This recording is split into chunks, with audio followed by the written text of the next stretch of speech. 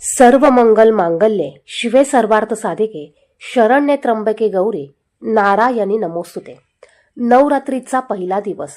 या दिवशी 22 सप्टेंबर 2025 वार सोमवार या दिवशी घटस्थापना केली जाणार आहे आणि माँ दुर्गा देवीच्या पहिल्या रूपाची म्हणजेच माँ शैलपुत्रीची या दिवशी पूजा केली जाते। पहिल्या दिवशी घटस्थापनेनंतर शैलपुत्री म्हणजे हिमालय आणि पर्वतराजा हिमालयाची कन्या असल्यामुळे माता पार्वतीला शैलपुत्री म्हणतात।